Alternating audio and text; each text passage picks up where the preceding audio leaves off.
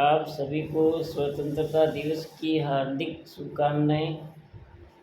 प्रेरक साथियों, आज 8.5 साल से पूरे इंडिया के प्रेरक बेरोजगार हैं। मैं आपको एक बहुत ज़रूरी सूचना देने जा रहा हूँ।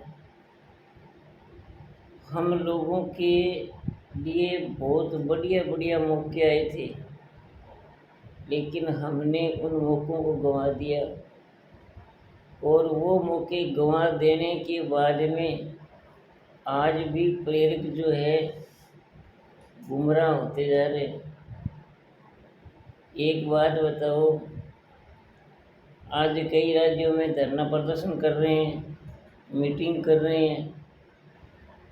जो प्रेरक 8.5 साल से घर बैठा है उसका मानदेय नहीं आ रहे हैं। जो जिसने साक्षर भारत कार्यक्रम में काम किया था वो मानदेय भी नहीं आया, और ऊपर से मीटिंग के नाम से उस प्रेरक को जिला हेडक्वार्टर पर या राज्य की राजधानी में अगर बुला रहे हो तो उसके पास किराए तक की व्यवस्था नहीं है। तो क्यों आप लोग उनको जिला हेडक्वार्टर पर या राज्य की राजधानी में बुला रहे हो? मीटिंग करने से क्या होगा? मीटिंग तब होती थी जब सोशल मीडिया का ज़माना नहीं था, तब सब लोग मीटिंग में इकट्ठा होते थे, सूचनाओं का आदान प्रदान होता था। आज सोशल मीडिया का ज़माना है। आज व्हाट्सएप पर आप कोई भी मैसेज है वो अपने राज्य के तमाम प्रेरकों को दे सकते हो, तो क्यों गरीब लोगों को मीटिंग में बुला रहे हो? फिर बेचारा गरीब प्रेरक इस उम्मीद के साथ आता है कि अब की बार मीटिंग में शायद कुछ अच्छा हो जाए। लेकिन आप एक बात बताओ, आप डिस्ट्रिक्ट हेडक्वार्टर में मीटिंग कर लोगे या अपने राज्य की राजधानी में धरना दे लोगे, रैली निकालोगे, क्या होगा?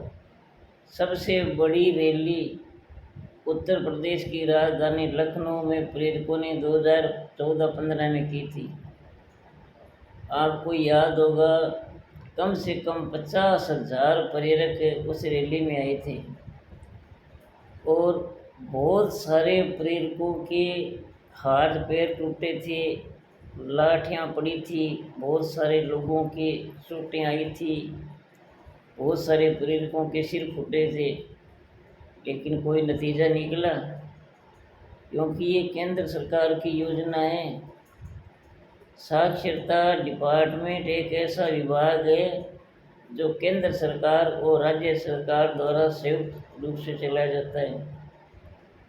इस कार्यक्रम का, इस समस्या का समाधान दो ही रास्ते हैं। या तो प्रेरक दिल्ली में सारे एकत्रित होकर के धरना प्रदर्शन करें और या माननीय न्यायालय की शरण में जाएं।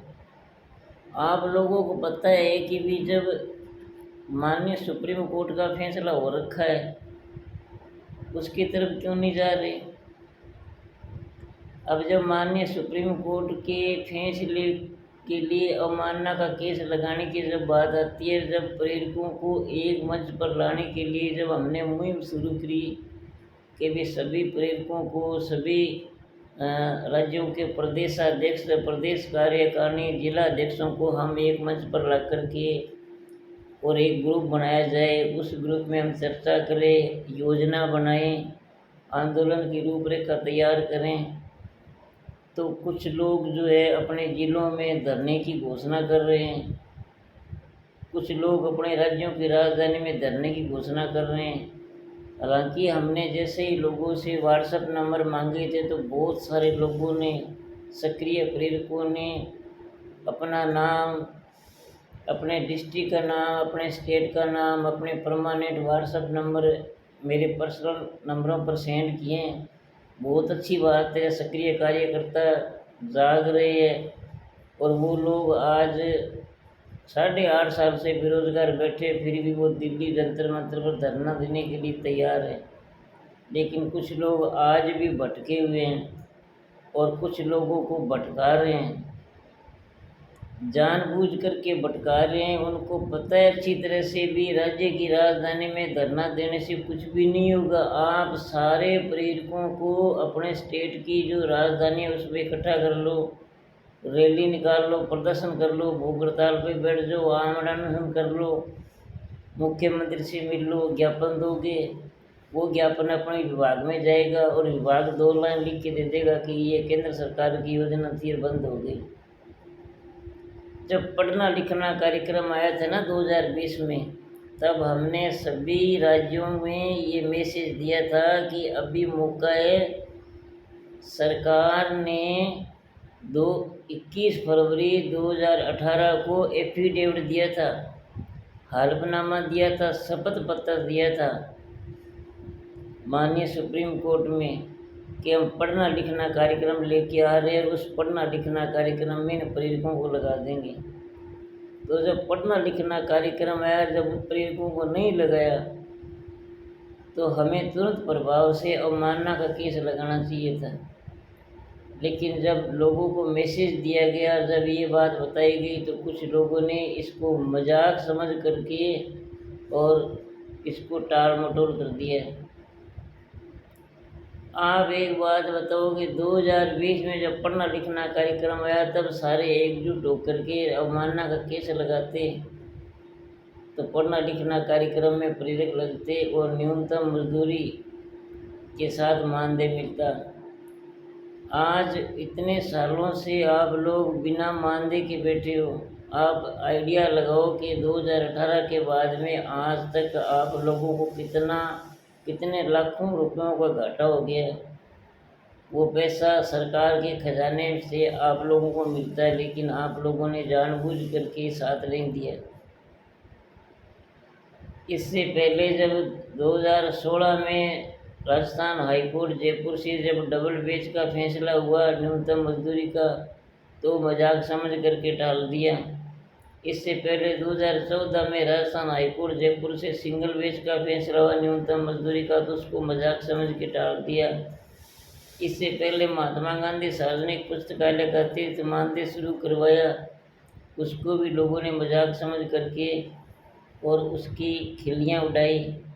इससे पहले हमने 2011 में जब समायोजन करवाया, इसके लिए भी लोग श्रेय लेने के लिए अलग अलग, कोई कह रहा है कि मैंने फैसला कराया, कोई कह रहा है मैंने कराया। अरे उनको ये पता नहीं कि फैसला हुआ कहाँ से। एक आदमी यूट्यूब चैनल बना करके वो अखबारों की न्यूज़ ऐसे हाथ में अखबार लेकर के और भी पढ़ करके बताता है, और वो उसको ये पता नहीं है कि फैसला न्यायालय से जो फैसला हुआ था साक्षर भारत कार्यक्रम में समायोजन का जो फैसला हुआ था वो कब हुआ था और कहाँ से हुआ था, उसको ये पता नहीं है कि साक्षरता विभाग कब से साक्षरता कार्यक्रम देश में चला था। लेकिन वो इतनी झूठी न्यूज़ बना करके देता है, इतना आइडिया से वो न्यूज़ बना करके देता है, वो यूट्यूब पर चलाता है और वो चैनल पर नींद हाँकता है। उसको ये पता नहीं है कि समायोजन का आदेश माननीय राजस्थान हाईकोर्ट जयपुर से हुआ था।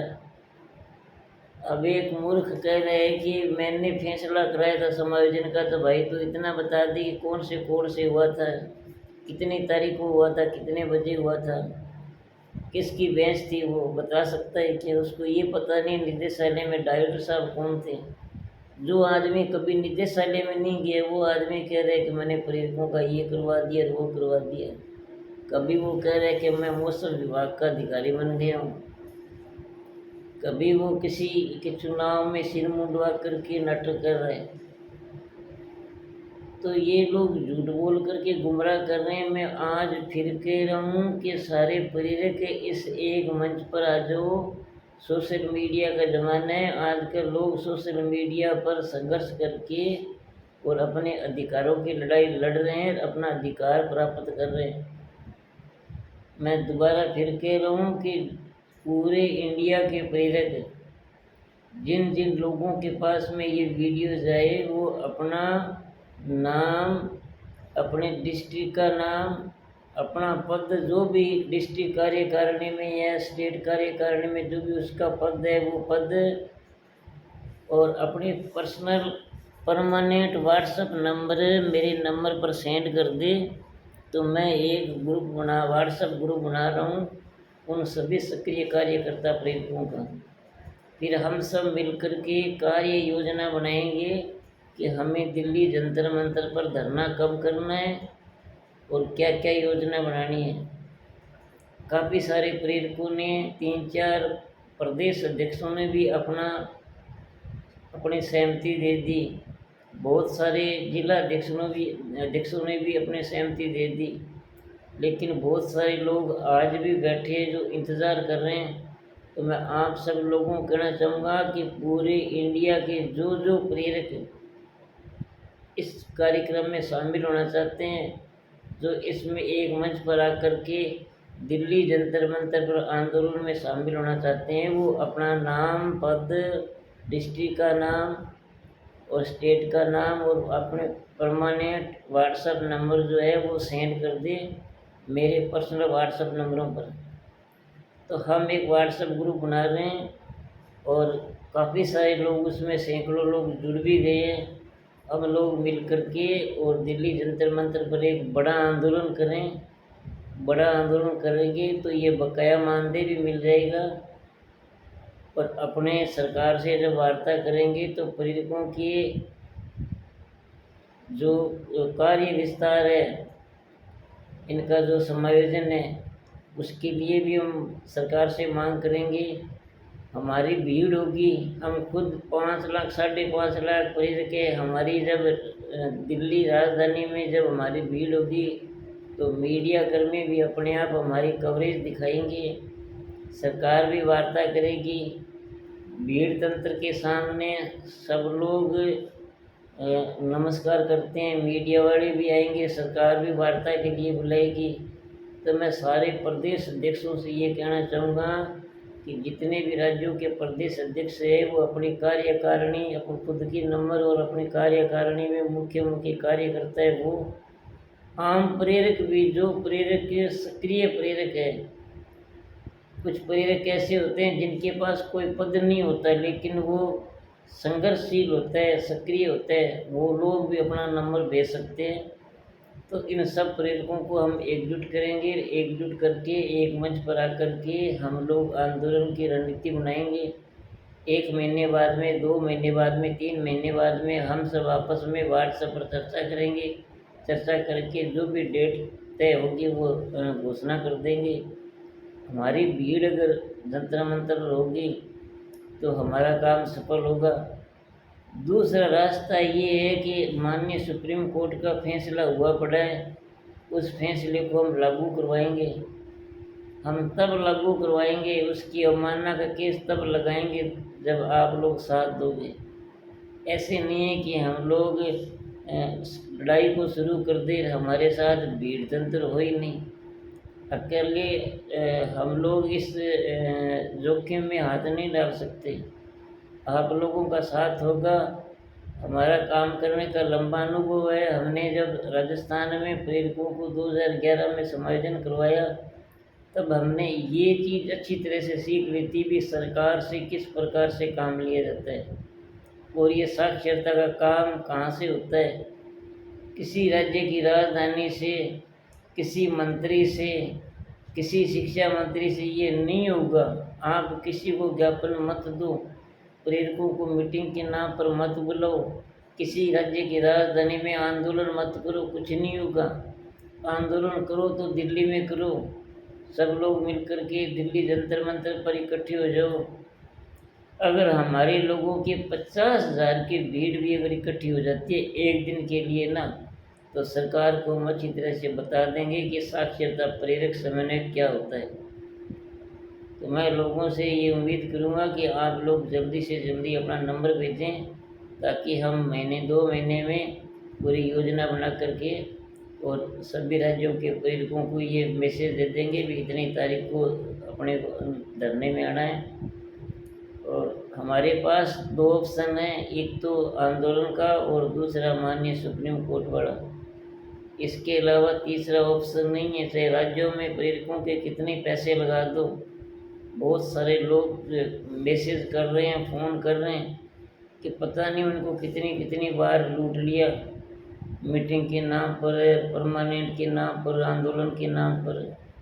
आज तक आप आइडिया लगाओ कि जितने आंदोलन रैलियाँ की उन सबका पैसा अगर जोड़ो ना, तो प्रेरक ने कमाया नहीं, उससे ज़्यादा प्रेरकों का लगा दिया इस उम्मीद में कि हम आपके लिए संघर्ष कर रहे हैं।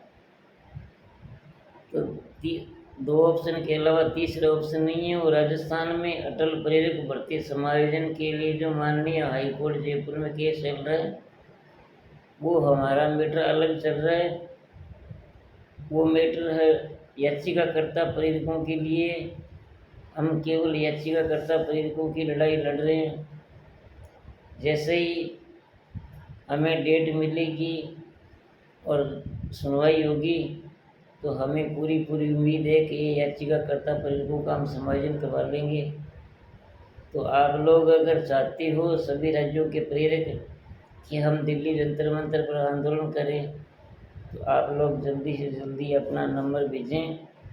मेरा व्हाट्सएप नंबर है 9672682200। इस नंबर पर आप अपना नाम वगैरह और डिटेल जो बताइए वो भेज दें, और जल्दी से जल्दी ये काम करें, ताकि अभी महीने 2 महीने में हमें ये बड़ा आंदोलन करना है दिल्ली जंतर मंतर पर। तो इसमें टाइम नहीं लगाएं, ये सोचने वाली बात नहीं है। राज्यों की राजधानी में आंदोलन करने से कुछ नहीं होगा। अगर आप लोगों ने दिल्ली जंतर मंतर पर धरना आंदोलन नहीं किया ना, तो चाहे कितना सिर पटक पटक के मर जाना भले, प्रेरकों का 1 रुपये का काम नहीं होगा। मैं बता देता हूँ, मुझे लंबा अनुभव है, और मैंने आज से 4-5 साल पहले भी कह दिया था, और मैं बार बार कह रहा हूँ कि कहीं भी किसी भी प्रेरक का 1 रुपये का काम ना तो हुआ है आज तक। हुआ है तो बता दो किसी स्टेट में।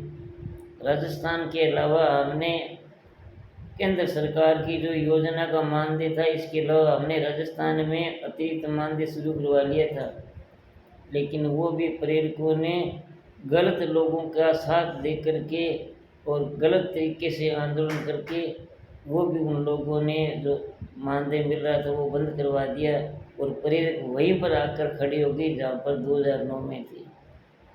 तो मैं आज भी राजस्थान के प्रेरकों को भी कह रहा हूँ कि आप लोग हमारे साथ मिल जाइए, मिल कर के हमारा साथ दीजिए। याचिकाकर्ता प्रेरकों की हम लड़ाई लड़ रहे हैं। अगर आपने हमारे साथ शामिल होना है, तो आज भी हमारे साथ आप शामिल हो सकते हो। इस लड़ाई को हम बड़ी मजबूती से लड़ रहे हैं। हमारे अनुभवी टीम है, हमारे एडवोकेट साहब पूरी मजबूती से लगे हुए हैं, और जब हमें तारीख मिलेगी सुनवाई की, तो हम निश्चित रूप से जीतेंगे और याचिकाकर्ता प्रेरकों का समायोजन करवाएंगे। तो ये तो ये रही राजस्थान में अटल प्रेरक भर्ती वाली बात। बाकी केंद्र सरकार में 2 ऑप्शन है, 2 ऑप्शन के अलावा तीसरा ऑप्शन नहीं है। कहीं भी कुछ भी कर लो, किसी भी स्टेट में, चाहे सारे के सारे प्रेरक नेता सिर पटक पटक के मर जाए, झूठे आश्वासन चाहे कितने दे दो, लेकिन 1 रुपये का काम नहीं होगा। मैं ये दावे के साथ कह सकता हूँ। इसलिए आप जल्दी से जल्दी इस सोशल मीडिया पर जुड़ जाइए। सोशल मीडिया का ज़माना है, हमारे साथ जुड़िए, और हम सोशल मीडिया पर सारी योजना बनाएंगे, और उसके बाद में आगे की लड़ाई की योजना बना करके हम लड़ाई लड़ेंगे और जीतेंगे 100%। तो मिलते हैं अगली वीडियो में। जय हिंद, नमस्कार, वंदे मातरम।